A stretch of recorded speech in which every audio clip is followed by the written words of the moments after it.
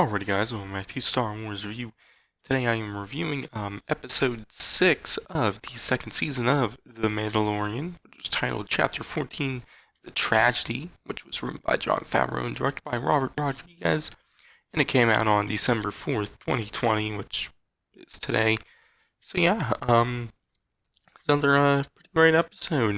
The episode had a good bit of action, also moved the story and had some really cool moments, mainly because of seeing one character back fully in action, which was Boba Fett, played by Tamir Morrison, which just great, just seeing him come back and fighting some stormtroopers and whatnot. I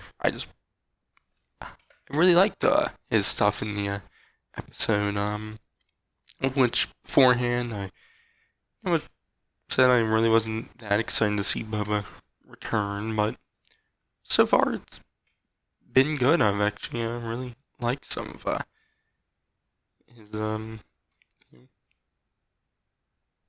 action moments, his character and story moments with him in this episode too. But obviously, it's just one episode could change, but I don't see where it could change that much, but also this episode, continue that conflict with Gideon's Imperial Remnant, which I like that. It's been somewhat lacking this season, except for Chapter 12 and a little of Chapter 11, but it's nice to see that come back. It seems like that'll definitely be the main focus for the next two episodes, of this season, so excited for that. But I also just really like Moff Gideon as a villain. Every single moment he's been in, I've loved so far in the show, from his moments in chapter 7 and 8, and then now in this chapter and a little bit in chapter 12. But which is why I hope he's not working for Thrawn. Just kind of taking away from Gideon as a villain, but if there's a case, would be fine. But I hope Gideon is the one leading everything he's doing. And that the stuff in the last episode, the mention of Thrawn, is not something that's really gonna, be a big thing in this show, at least. Maybe in a Ahsoka spin-off or animated show or something like that. But I just hope Gideon stays as the main villain in this series. But I enjoyed the episode. I guess I'll go through what happens at the start. We see Din and Grogu in the Razor Crest, and Din's trying to train him a little with the little knob ball thingy, and Grogu uses the Force to grab him and whatnot. But then Din starts to tell Grogu that once they get the Tython, and Grogu goes on the Seeing Stone and calls out for a Jedi. He's gonna have to leave with the Jedi and whatnot. Which I think Din doesn't want Grogu to leave. He wants to stay with Grogu, and so he's saying that to make himself believe that he should let him go, even though deep down he doesn't think that. But anyways, then they get the Tython where they find the Seeing Stone, and I was expecting more. It's just this little thingy on a little, not really a mountain, more of a hill. But I was expecting to see an actual Jedi temple, but anyways, then places Grogu on the stone, but Grogu doesn't do anything right away, which Din's trying to get him to do it. But then we see the slave one swooping down in. So this, I was like, oh shit. And then so Din leaves Grogu to go down and see what's, going on and whatnot. Which once Din heads down there, Boba fires at Din, but it seemed like more of like a warning shot. But then they talk and Boba reveals that he's been tracking Din because he wants his armor back, and he knows Din acquired it on Tatooine from Cobb Vanth, and Boba knows Cobb Vanth's name, which I don't know why Boba never just took it from Cobb Vanth on Tatooine. I don't know why, unless Boba realized that Cobb Vanth was using the armor in a good way and decided not to do anything about it now that he knows it's in Din's hand and Din isn't doing anything with it. So I don't know, but Din talks about it belonging to a Mandalorian and whatnot, but Boba talks about the armor is his and was his father's before him. Nice little line there, like the line from Return of the Jedi with Luke talking about how he's a Jedi like his father before him. But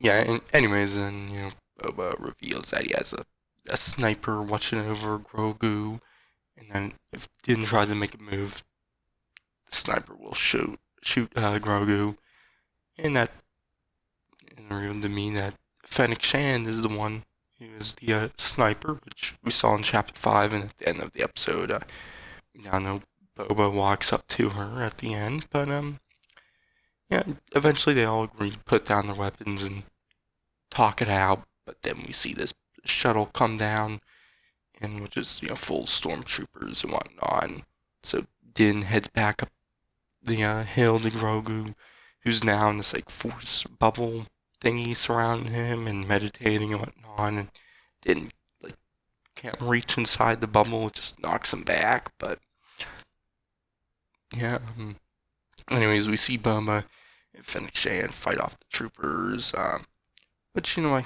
really like this action sequence. Shand sniping stormtroopers, and Boba was shooting them, but then he takes the Tusken Raider stick thingy, I don't know what the name of it is, but and is bashing the stormtroopers in, crushing their armor and whatnot, which is cool. Kind of like in Chapter 8 when the Mandalorian armor crushes the stormtroopers and melts them. But yeah, and anyways, once Boba he's doing that and then sees the Razor Crest and all alone and heads in, but then we see Din back with Grogu trying again, but eventually decides to leave Grogu to go help Fennec Shand, which right as he leaves is when Grogu pops out of the bubble and is laying there, leaving him vulnerable and whatnot. Which then Din heads into the action, helping out Shand. This is probably my least favorite part of the action sequence. It's kind of been a problem all season for me, as I just don't feel the stakes with Din in the action sequences, because in this he's taking every single shot and it's not phasing him at all. Obviously, the Beskar armor is supposed to do that, but with that, it just kind of makes him feel too invincible in some moments. Hoping that there can be something that can, with Guinea and either the Dark Troopers or something that can really, combat him well. But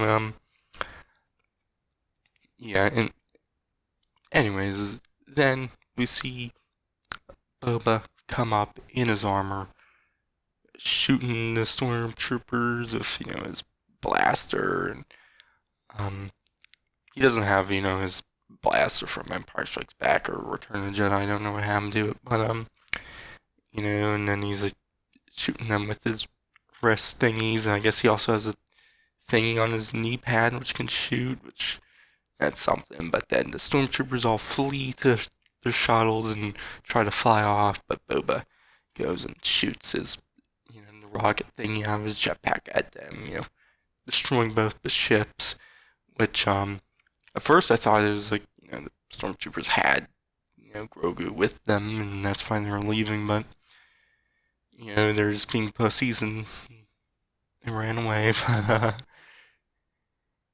but then once that happens, we see an orbital attack from a cruiser shooting down, which hits the Razor Crest, blowing it up completely. Like, the Razor Crest is now completely gone.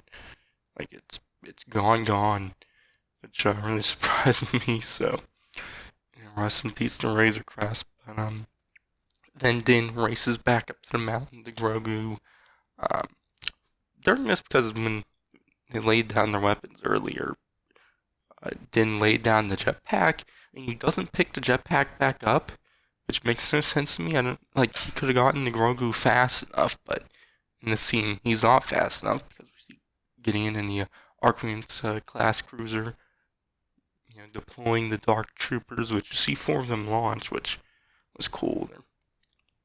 They're very, look a lot like the ones from Dark Forces. They are droids, or at least seem like they are right now, but,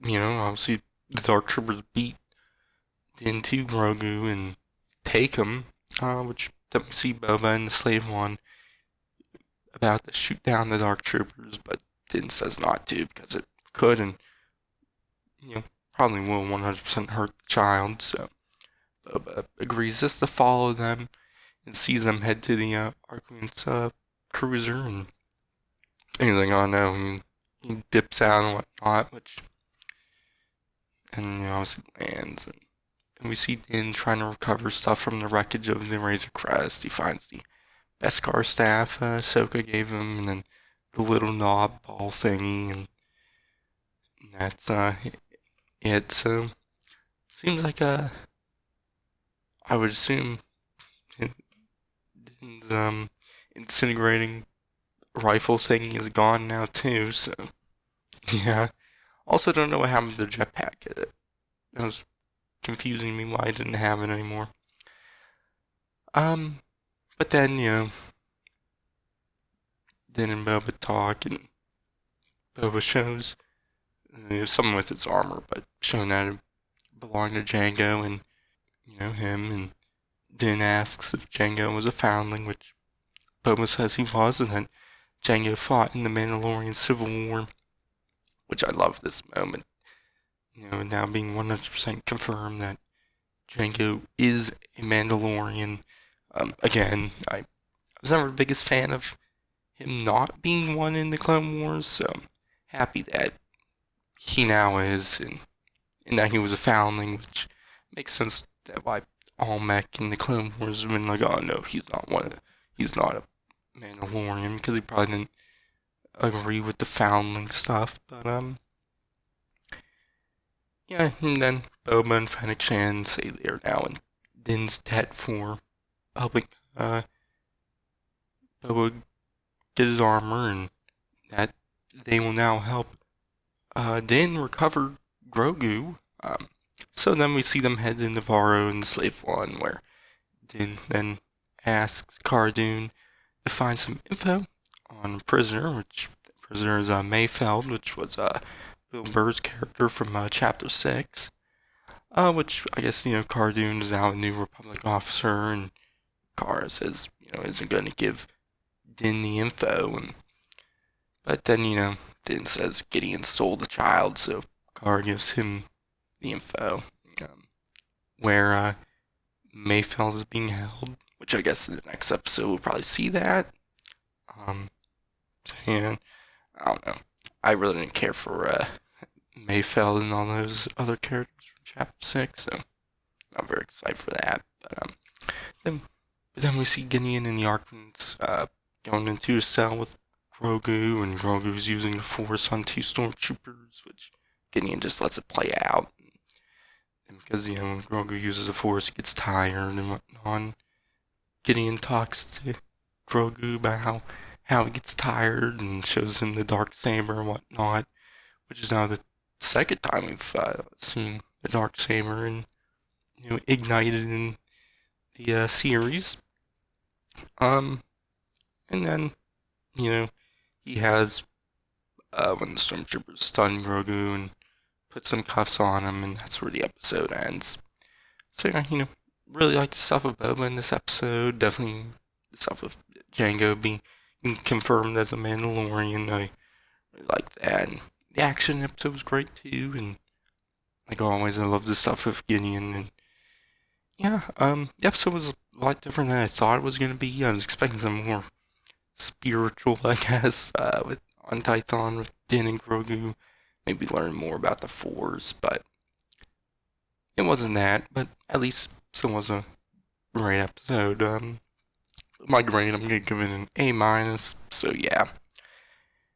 Anyways, next week's episode, Chapter 7, I believe that will be written and directed by Rick Famuyiwa, who did Chapter 2 and 6. Or at least be written by him. I assume he'll be directing it. Don't know who's gonna be doing the season finale. They only announced 7 directors, and they've now all directed one except for Rick Famuyiwa. And I was assuming Rick Famuyiwa was gonna be the one doing like 2 episodes, but unless he's doing Chapter 15 and 16, or unless Jon Favreau is directing the season finale, I don't know. But it seemed like it said he only did 1 episode, but I don't know. Or maybe it'll be someone else. Or maybe it'll be a surprise. Who knows? But, anyways, that's going to be it for this one. You can check out my reviews of the last several episodes and all the other Mandalorian Season 2 videos I've been doing. But, for now, I've been Star Wars Review, and I'll catch you guys in the next one. Wherever I go, he goes. So I've heard.